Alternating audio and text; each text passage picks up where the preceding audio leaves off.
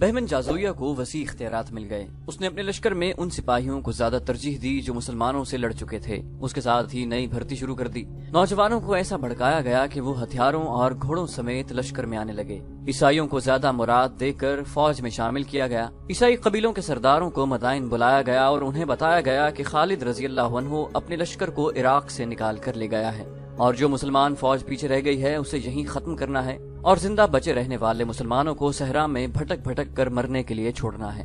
بنی تغلب سے ابھی یہ توقع نہ رکھو کہ وہ تمہاری لڑائی لڑیں گے۔ عیسائی قبیلے بنی تغلب کے ایک سالار نے فارس کے سالاروں سے کہا، ہم ایک بار پھر وہ دھوکہ نہیں کھانا چاہتے جو ایک بار کھا چکے ہیں۔ عین التمر سے مہران بن بہرام اپنی ساری فوج لے کر نہ بھاگتا تو مسلمان وہیں ختم ہو جاتے۔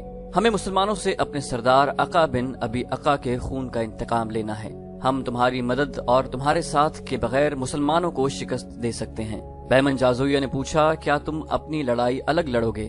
کیا ایسا نہیں ہوگا کہ مسلمان ہم دونوں کو الگ الگ شکست دے دیں؟ بنی تغلب کے سردار نے کہا، لڑیں گے تمہارے دوش بدوش ہی۔ میری عقل میرے قابو میں ہے، ہمارا دشمن مشترک ہے، ہم تمہارے ساتھ ہوں گے لیکن تم پر بھروسہ نہیں کریں گے۔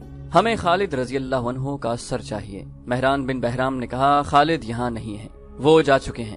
عیسائی سردار نے کہا، جہاں کہیں بھی ہیں زندہ تو ہیں، ہم پہلے ان کے ان دستوں کو ختم کریں گے جو یہاں ہیں، پھر ہم خالد بن ولید رضی اللہ عنہ کے پیچھے جائیں گے، وہ خود آ جائیں گے، وہ دستوں کی مدد کو ضرور آئیں گے، لیکن جہاں موت ان کی منتظر ہوگی۔ یہ مسلمان جاسوس مدائن میں عیسائی بن کر شاہی استبل میں نوکری کرتا رہا تھا، اس لیے وہ عیسائیوں میں گھل مل گیا تھا۔ اس نے سالار زبرقان بن بدر کو بتایا کہ آتش پرستوں کی نسبت عیسائی قبیلے خالد رضی اللہ عنہ کے زیادہ دشمن بنے ہوئے ہیں، یہاں تک کہ انہوں نے فارس کے سالاروں سے کہا کہ وہ پیچھے رہیں، مسلمانوں پر پہلا وار عیسائی قبیلے بنی تغلب، نمر اور ایاد ہی کریں گے۔ سالار زبرقان بن بدر نے مدائن کی یہ رپورٹ سنی اور اسی وقت 2 قاصد بلائے، انہیں کہا کہ 2 بہترین گھوڑے لیں اور اڑتے ہوئے دومت الجندل پہنچیں۔ زبرقان نے انہیں خالد رضی اللہ عنہ کے نام زبانی پیغام دیا اور سالار اعلیٰ ابن ولید سے یہ بھی کہنا کہ جب تک انبار میں آخری مسلمان کی سانسیں چل رہی ہوں گی دشمن شہر کے اندر نہیں آ سکے گا۔ زبرقان بن بدر نے قاصدوں سے کہا، آپ آ جائیں گے تو ہمیں سہولت ہو جائے گی، نہیں آ سکیں گے تو وہ اللہ ہمارے ساتھ ہے جس کے رسول صلی اللہ علیہ وآلہ وسلم کا پیغام ہم اپنے سینوں میں لیے یہاں تک آئے ہیں۔ اور ابن ولید سے کہنا کہ دومت الجندل کی صورتحال تجھے آنے دیتی ہے تو آ، اور اگر تو وہاں مشکل میں پھنسا ہوا ہے تو ہمیں اللہ کے سپرد کر، ہم اسی طرح لڑیں گے جس طرح تیری شمشیر کے سائے تلے لڑتے رہے ہیں۔ ان قاصدوں کو روانہ کر کے سالار زبرقان نے چند ایک اور قاصدوں کو بلایا اور ہر ایک کو اس کی منزل بتائی۔ ان قاصدوں کو ان شہروں میں جانا اور وہاں کے سالاروں کو بتانا تھا کہ خالد رضی اللہ عنہ کی غیر حاضری سے آتش پرستوں نے کیا تاثر لیا ہے اور وہ حملے کی تیاری کر رہے ہیں۔ پیغام میں زبرقان نے یہ بھی کہا کہ اس نے دومت الجندل کو قاصد بھیج دیا ہے، اگر وہاں سے مدد نہ آئی تو ہم ایک دوسرے کی مدد کو پہنچنے کی کوشش کریں گے۔ مسلمانوں کے لیے بڑی خطرناک صورتحال پیدا ہو گئی تھی۔ دشمن کے مقابلے میں نفری پہلے ہی تھوڑی تھی، وہ بھی بکھری ہوئی تھی۔ اس صورت میں کہ دشمن بیک وقت تمام ان شہروں کو جن پر مسلمانوں کا قبضہ تھا محاصرے میں لے لیتا تو مسلمان ایک دوسرے کی مدد کو نہیں پہنچ سکتے تھے۔ دونوں طرف بے پناہ سرگرمی شروع ہو گئی۔ عیسائی قبیلوں کے سرداروں نے بستی بستی جا کر لوگوں کو اکٹھا کرنا شروع کر دیا۔ وہ ان چھوٹے چھوٹے قبیلوں کو بھی اپنے ساتھ ملا رہے تھے جو عیسائی نہیں تھے، وہ بت پرست تھے۔ عیسائیوں کی جوان لڑکیاں بھی غیر مسلم بستیوں میں چلی گئی تھیں۔ وہ عورتوں کو مسلمانوں کے خلاف بھڑکاتی تھیں کہ وہ اپنے مردوں کو، جوان بھائیوں اور بیٹوں کو باہر نکالیں، ورنہ تمام جوان لڑکیوں کو مسلمان اپنے ساتھ لے جا کر لونڈیاں بنا لیں گے۔ ایسے نعرے بھی ان لڑکیوں نے لگائے کہ ہم مسلمانوں کی لونڈیاں بننے جا رہی ہیں، اور دوسرا نعرہ جو بستی میں لگ رہا تھا وہ یہ تھا کہ اپنے مقتولوں کا انتقام کا وقت آ گیا ہے، باہر آؤ، انتقام لو۔ ادھر مدائن میں فارس کے لشکر کی تعداد بڑی تیزی سے بڑھتی جا رہی تھی۔ اب لشکر میں شامل ہونے والوں میں زیادہ تعداد نوجوانوں کی تھی جو جوش سے پھٹے جا رہے تھے۔ انہیں میدان جنگ میں لڑنے کی تربیت دی جا رہی تھی۔ گھڑ سواری، تیر اندازی، تیغ زنی اور نیزہ بازی تو وہ جانتے تھے، ان میں انہیں مزید طاق کیا جا رہا تھا۔ بہمن جازویہ تو جیسے پاگل ہوا جا رہا تھا، وہ خود مشقوں کی تربیت اور مشقوں کی نگرانی کرتا تھا۔ اس کے ساتھ ہی سالار اسے کہتے تھے کہ حملہ جلدی ہونا چاہیے، لیکن وہ نہیں مانتا تھا۔ کہتا تھا کہ خالد رضی اللہ عنہ واپس نہیں آئے گا، اگر اسے واپس آنا ہوتا تو وہ لشکر کے ساتھ اس وقت یہاں پہنچے گا جب عراق کی زمین پر کھڑا ہونے کے لیے اسے ایک بالشت بھر بھی زمین نہ ملے گی۔ مسلمان جن شہروں پر قابض تھے وہاں کی سرگرمی اپنی نوعیت کی تھی۔ ہر شخص میں مسلمانوں کی تعداد بہت تھوڑی تھی۔ انہوں نے کم تعداد سے قلعوں کے دفاع کی مشقیں شروع کر دی تھیں۔ لاکھوں کے حساب سے تیر اور پھینکنے والے برچھے تیار ہو رہے تھے۔ سالاروں نے مجاہدین کا ایک چھاپا مار جیش تیار کر لیا تھا۔ انہیں زیادہ وقت قلعوں کے باہر گزارنا اور عام راستوں سے دور رہنا تھا۔ ان کا کام یہ تھا کہ دشمن شہر کا محاصرہ کر لے تو عقب سے اس پر ضرب لگاؤ اور بھاگو۔ اس اصول پر چھاپے اور شب خون مارتے رہیں۔ خالد رضی اللہ عنہ کی غیر حاضری میں سالار عاصم بن عمر کے بھائی قعقاع بن عمر مفتوحہ علاقوں میں مختلف شہروں میں مقیم دستوں کے سالار تھے۔ اس کا ہیڈ کوارٹر ہیرا میں تھا۔ اس کی ذمہ داری صرف ہیرا کے دفاع تک محدود نہیں تھی، عراق کے تمام تر مفتوحہ علاقے کا دفاع اس کی ذمہ داری میں تھا۔ اس نے اس علاقے میں بکھرے ہوئے تمام سالاروں کو ہدایت بھیج دی تھی۔ اس نے سب کو زور دے کر کہا تھا کہ دومت الجندل سے خالد رضی اللہ عنہ اور اپنے لشکر کے انتظار میں نہ بیٹھے رہیں، اپنے اللہ پر بھروسہ رکھیں اور یہ سمجھ کر لڑنے کی تیاری کریں کہ ان کی کوئی مدد کو نہیں آئے گا۔ قعقاع نے ایک کارروائی یہ کی کہ خالد رضی اللہ عنہ نے جو دستے دریائے فرات کے پار خیمہ زن کیے تھے ان میں سے زیادہ تر نفری کو ہیرا میں بلا لیا تاکہ اس شہر کے دفاع کو مضبوط کیا جا سکے۔ قعقاع کا اپنا جاسوسی نظام تھا۔ اس کے ذریعے قعقاع کو اطلاع ملی کہ فارس کا لشکر کہاں کہاں جمع ہوگا۔ یہ دو جگہیں تھی، ایک حسید اور دوسری خنافس۔ یہ دونوں مقام انبار اور عین التمر کے درمیان تھے۔ قعقاع نے اپنے ایک دستے کو حسید کو اور دوسرے کو خنافس اس ہدایت کے ساتھ بھیج دیا کہ فارس کی فوج وہاں آئے تو اس پر نظر رکھیں اور فوج کسی طرح پیش قدمی کرے تو اس پر چھاپے ماریں اور اس پیش قدمی میں رکاوٹ ڈالتے رہیں، شب خون بھی ماریں۔ یہ دونوں دستے جب ان مقامات پر پہنچے تو دونوں جگہوں پر فارس کے ہراول دستے آئے ہوئے تھے۔ وہ جو خیمے گاڑ رہے تھے ان سے پتہ چلتا تھا کہ یہ خیمے کسی بہت بڑے لشکر کے لیے گاڑے جا رہے ہیں۔ مسلمان دستوں نے ان کے سامنے اسی انداز سے خیمے گاڑنے شروع کر دیے جیسے وہ بھی بہت بڑے لشکر کا ہراول ہوں۔ ادھر یہ تیاریاں ہو رہی تھی، مجاہدین اسلام کو خس و خاشاک کی مانند اڑا لے جانے کے لیے بڑا ہی تند طوفان اٹھ کھڑا ہوا تھا۔ ادھر سالار زبرقان بن بدر کے روانہ کیے ہوئے دونوں قاصد دومت الجندل خالد رضی اللہ عنہ کے پاس پہنچ گئے۔ انہوں نے 350 میل فاصلہ صرف 5 دنوں میں طے کیا تھا۔ خالد رضی اللہ عنہ جب دومت الجندل گئے تو انہوں نے 300 میل کا فاصلہ 10 دنوں میں طے کیا تھا۔ اب دو قاصدوں نے 350 میل سے زیادہ صحرائی اور دشوار مسافت 5 دنوں میں طے کی۔ بھوک اور پیاس سے ان کی زبانیں باہر نکلی ہوئی تھیں، ان کے چہروں پر باریک ریت کی تہ جم گئی تھی، ان کی زبانیں اکڑ گئی تھیں۔ انہوں نے پھر بھی بولنے کی کوشش کی، تم پر اللہ کی رحمت ہو۔ خالد رضی اللہ عنہ نے کہا، خشک جسموں سے تم کیسے بول سکو گے؟ انہیں کچھ کھلایا پلایا گیا تو وہ کچھ بولنے کے قابل ہوئے۔ ایک قاصد نے کہا، سالار اعلیٰ کو انبار کے سالار زبرقان بن بدر کا سلام پہنچے۔ خالد رضی اللہ عنہ نے کہا، وعلیکم السلام، اور وہ پیغام کیا ہے جو لائے ہو؟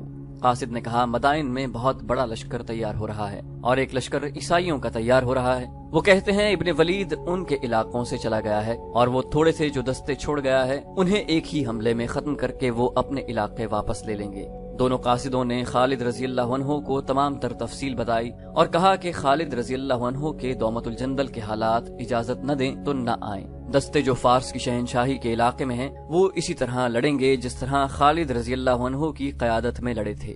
خالد رضی اللہ عنہ دومت الجندل پر قبضہ مکمل کر چکے تھے۔ انہوں نے وہاں کے انتظام ایک نائب سالار کے حوالے کیے اور فوری طور پر کوچ کا حکم دے دیا۔ مورخوں کے مطابق خالد رضی اللہ عنہ نے ان الفاظ میں قسم کھائی، خدا کی قسم بنی تغلب پر اس طرح جھپٹوں گا کہ پھر کبھی وہ اسلام کے خلاف اٹھنے کے قابل نہیں رہیں گے۔ مورخوں نے لکھا ہے کہ خالد رضی اللہ عنہ نے مجاہدین سے کہا کہ اتنی تیز چلو کہ صحرا کی ہوائیں پیچھے رہ جائیں، پیادے گھوڑوں سے آگے نکل جائیں۔ یہ ایک امتحان ہے جو بڑا ہی سخت ہے۔ آتش پرستوں کو اپنے ہی علاقے میں پہنچنا تھا اور یہ مسافت کچھ بھی نہیں تھی۔ حق پرست بڑی دور سے چلے تھے، ان کے سامنے سینکڑوں میلوں کی مسافت ہی نہیں تھی، بڑا ظالم صحرا تھا۔ میل ہا میل کی وسعت میں صحرائی ٹیلے تھے اور باقی سب ریت کا سمندر تھا۔ سب سے بڑا مسئلہ پانی کا اور اس سے بڑا مسئلہ رفتار کا تھا جو کم نہیں کی جا سکتی تھی۔ ناممکن کو ممکن کر دکھانا تھا۔ چاند اور ستاروں نے انہیں چلتے دیکھا، سورج نے انہیں چلتے دیکھا، صحرا کی آندھی بھی انہیں نہ روک سکی۔ آندھی، سورج، پیاس اور بھوک جسموں کو معذور کیا کرتی ہے۔ وہ جو تپتے صحرا میں پیاس سے مر جاتے ہیں وہ جسم ہوتے ہیں، اور وہ جو خالد رضی اللہ عنہ کی قیادت میں دومت الجندل سے چلے تھے وہ اپنے جسموں سے دستبردار ہو گئے۔ ان کی قوت ارادی کا اور قوت ایمانی کا کرشمہ یہ تھا کہ انہوں نے جسمانی ضروریات سے نگاہیں پھیر لیں اور روحانی قوتوں کو بیدار کر لیا تھا۔ ان کی زبان پر اللہ کا نام تھا، دلوں میں ایمان اور یقین محکم تھا۔ اپنی ہی آواز ان پر وجد طاری کر رہی تھی۔ جنگی ترانے گانے والے لشکر کے وسط میں اونٹوں پر سوار تھے۔ ان کی آواز آگے بھی اور پیچھے بھی جاتی تھی۔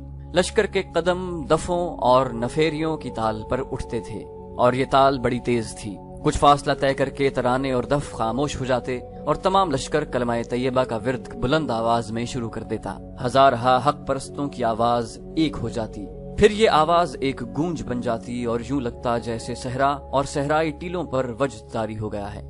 اسلام کے شہدائیوں کا لشکر اپنی ہی آواز سے مسحور ہوتا چلا جا رہا تھا۔ بہمن جازویہ نے اپنے تیار کیے ہوئے لشکر کو آخری بار دیکھا اور اسے 2 حصوں میں تقسیم کر کے ایک حصے کو حسید اور دوسرے کو خنافس کی طرف روانہ کر دیا۔ اب اس نے کمان نئے سالاروں کو دے دی تھی۔ حسید والے حصے کا سالار روزبہ اور خنافس والے حصے کا زرمہر تھا۔ ان کے لیے حکم تھا کہ اپنے اپنے مقام پر جا کر خیمہ ہو جائیں اور بنی تغلب اور دوسرے عیسائی قبیلوں کے لشکر کا انتظار کریں۔ قعقاع کے جاسوس نے صحیح اطلاع دی تھی کہ مدائن کے لشکر حسید اور خنافس کو اجتماع گاہ بنائیں گے اور اگلی کارروائی یہیں سے کریں گے۔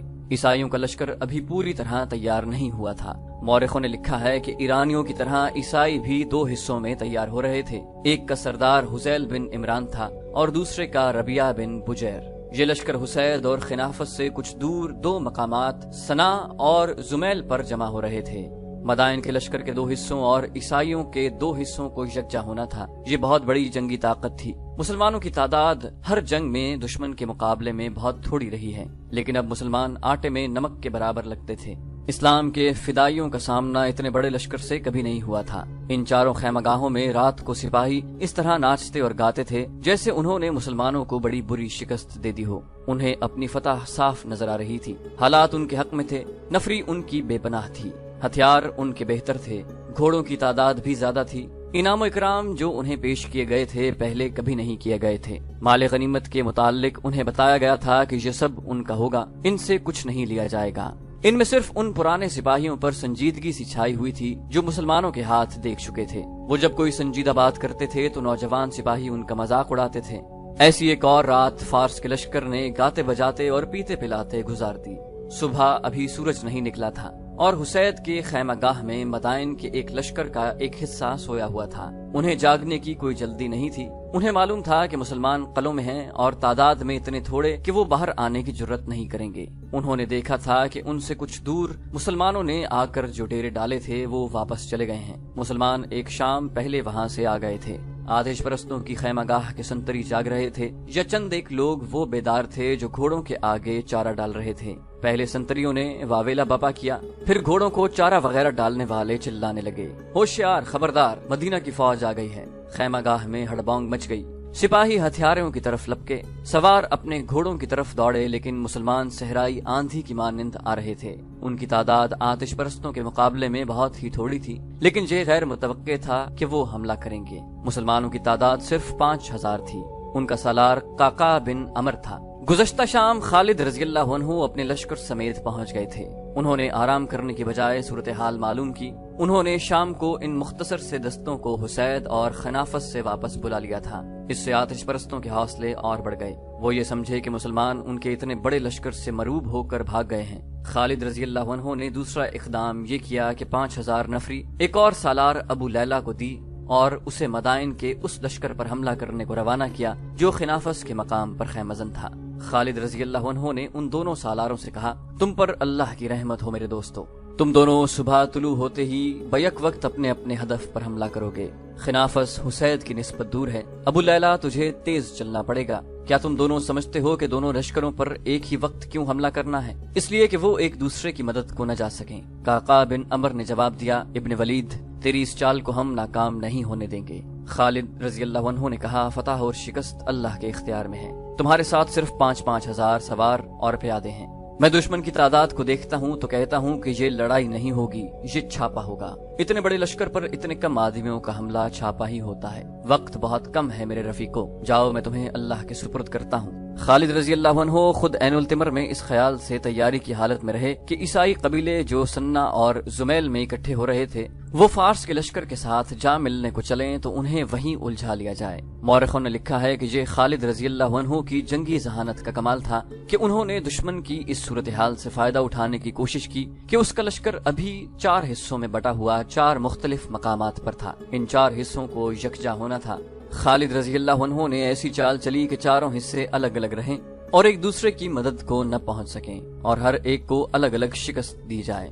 یورپی مورخوں نے لکھا ہے کہ خالد رضی اللہ عنہ کا یہ حکم تھا دشمن کو تباہ کرو۔ ان مورخوں نے اس حکم کا مطلب یہ لیا کہ جنگی قیدی اکٹھے نہ کیے جائیں، دشمن کا صفایا کرو۔ خالد رضی اللہ عنہ اتنے طاقتور دشمن کی طاقت کو ختم کرنا چاہتے تھے، لیکن دیکھنا یہ تھا کہ خالد رضی اللہ عنہ اتنی تھوڑی اور تھکی ہوئی نفری سے طاقتور ترین دشمن کو ختم کر سکتے تھے کہ نہیں۔ سالار قعقاع بن عمرو تو وقت پر اپنے ہدف پر پہنچ گئے۔ دشمن کے لیے ان کا حملہ غیر متوقع تھا۔ حسید کی خیمہ گاہ میں ہڑبانگ مچ گئی۔ مسلمان بند توڑ کر آنے والے سیلاب کی مانند آ رہے تھے۔ 5000 نفری کو سیلاب نہیں کہا جا سکتا تھا، لیکن ان 5000 کی تندی اور تیزی سیلاب سے کم نہ تھی۔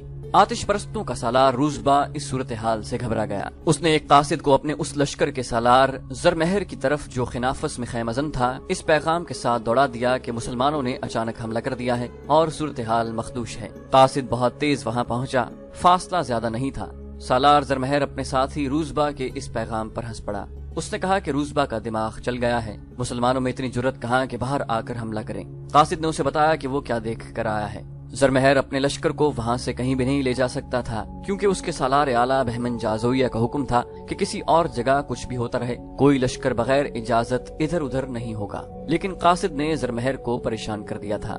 اس نے بہتر سمجھا کہ لشکر کو خنافس رہنے دے اور خود حسید جا کر دیکھے کہ معاملہ کیا ہے۔ وہ جب حسید پہنچا تو اپنے ساتھی سالار روزبا کو مشکل میں پھنسا ہوا پایا۔ قعقاع کا بڑا زوردار حملہ تھا۔ اس نے دشمن کو بے خبری میں جا لیا تھا۔ دشمن کو یہ سہولت حاصل تھی کہ اس کی تعداد بہت زیادہ تھی۔ اس افراد کے بلبوتے پر آدھا لشکر بڑی اجلت میں لڑنے کے لیے تیار ہو گیا تھا۔ زرمہر بھی آ گیا تھا۔ اس نے روزبا کا ساتھ دیا۔ توقع یہ تھی کہ آتش پرست مسلمانوں پر چھا جائیں گے۔ قعقاع خالد رضی اللہ عنہ والی شجاعت کا مظاہرہ کرنا چاہتے تھے۔ وہ روزبا کو للکار رہے تھے۔ روزبا قلب میں تھا۔ قعقاع کی بار بار للکار پر وہ سامنے آ گیا۔ قعقاع اپنے محافظوں کے نرغے میں اس کی طرف بڑھے جا رہے تھے۔ وہ اپنے محافظوں کے حصار سے نکل آیا۔ ادھر قعقاع اپنے محافظوں کو چھوڑ کر آگے ہوئے۔ دونوں نے ایک دوسرے پر وار کیے، وار روکے، پینترے بدلے اور زیادہ وقت نہیں گزرا تھا کہ قعقاع کی تلوار روزبا کے پہلو میں بغل سے ذرا نیچے اتر گئی۔ قعقاع نے تلوار کھینچ لی اور گھوڑے کو روک کر پیچھے کو موڑا۔ روزبا گھوڑے پر سنبھلنے کی کوشش کر رہا تھا۔ قعقاع نے پیچھے سے آ کر تلوار اس کی پیٹھ میں خنجر کی طرح مار دی، جو روزبا کے جسم میں کئی انچ اتر گئی۔ روزبا گھوڑے سے اس طرح گرا کہ اس کا ایک پاؤں رکاب میں پھنس گیا۔ قعقاع نے دیکھا اور گھوڑے کو روزبا کے گھوڑے کے قریب کر کے گھوڑے کو تلوار کی نوک چبھوئی۔ گھوڑا سرپٹ دوڑ پڑا اور روزبا کو زمین پر گھسیٹتا اپنے ساتھ ہی لے گیا۔ زرمہر قریب ہی تھا۔ کسی بھی مورخ نے اس مسلمان کماندار کا نام نہیں لکھا جس نے زرمہر کو دیکھ لیا اور اسے للکارا۔ زرمہر مقابلے کے لیے سامنے آیا اور اس کا بھی وہی انجام ہوا جو اس کے ساتھ ہی روزبا کا ہو چکا تھا۔ فرق صرف یہ تھا کہ اسے اس کے گھوڑے نے گھسیٹا نہیں تھا۔ وہ خون سے لت پت اپنے گھوڑے سے گرا اور مر گیا۔ مدائن کے اس لشکر میں ایک تو وہ کماندار اور سپاہی تھے جو پہلے بھی مسلمانوں کے ہاتھوں پٹ چکے تھے اور انہیں بے جگری سے لڑتے دیکھ چکے تھے۔ انہیں اپنی شکست کا یقین تھا۔ ان کے حوصلے اور جذبے میں ذرا سی بھی جان نہ تھی۔ وہ کٹ رہے تھے یا لڑائی سے نکلنے کی کوشش کر رہے تھے۔ جازویہ نے جن نوجوانوں کو بھرتی کیا تھا وہ تیغ زنی اور تیر اندازی وغیرہ میں تو طاق تھے اور ان میں جوش و خروش بھی تھا، لیکن انہوں نے میدان جنگ پہلی بار دیکھا تھا اور مسلمانوں کو لڑتا بھی انہوں نے پہلی بار دیکھا تھا۔ انہوں نے تڑپتے ہوئے اور پیاس سے مرتے ہوئے زخمی کبھی نہیں دیکھے تھے۔ زخم خوردہ گھوڑوں کو بے لگام دوڑتے اور انسانوں کو کچلتے بھی انہوں نے کبھی نہیں دیکھا تھا۔ اب انہوں نے اتنی غارت گری اور اتنا زیادہ خون دیکھا کہ زمین لال ہو گئی، تو انہیں اپنے پرانے سپاہیوں کی باتیں یاد آنے لگیں جو مسلمانوں سے لڑے اور بھاگے تھے۔ اب وہ سپاہی زخمی ہو کر گر رہے تھے یا بھاگ رہے تھے۔ نوجوانوں کے حوصلے جواب دے گئے۔ تلواروں اور برچھیوں پر ان کی گرفت ڈھیلی پڑ گئی۔ آتش پرستوں کے لشکر کا حوصلہ تو پہلے ہی ٹوٹ رہا تھا۔ انہوں نے جب وہ نعرے سنے تو وہ فرار کا راستہ دیکھنے لگے۔ خدا کی قسم، یہ کسی مسلمان کا نعرہ تھا۔ زرتشت کے پجاریوں کے دونوں سالار مارے گئے ہیں۔ یہ للکار بلند ہوتی چلی گئی۔ پھر دشمن کے اپنے سپاہیوں نے چلانا شروع کر دیا۔ روزبا اور زرمہر ہلاک ہو گئے ہیں۔ اس کے ساتھ یہ بھی للکار سنائی دی، خالد بن ولید آ گیا ہے، خالد بن ولید کا لشکر آ گیا ہے۔ اس نعرے نے مدائن کے لشکر کا رہا سہا دمخم بھی ختم کر دیا اور لشکر بکھر کر فردن فردن بھاگ اٹھا۔ بھاگنے والوں کا رخ خنافس کی طرف تھا، جہاں مدائن کے لشکر کا دوسرا حصہ خیمہ زن تھا۔ तो दोस्तों ये थी हमारी आज की एपिसोड। उम्मीद करते हैं आपको हमारी एपिसोड पसंद आई होगी। जाने से पहले इस वीडियो को लाइक, शेयर और कमेंट करना मत भूलिए। और अगर आप हमारे चैनल पर नए हैं तो इसे सब्सक्राइब कीजिए और बेल आइकन पर क्लिक कीजिए ताकि आपको तमाम वीडियोस फौरन मिलती रहें।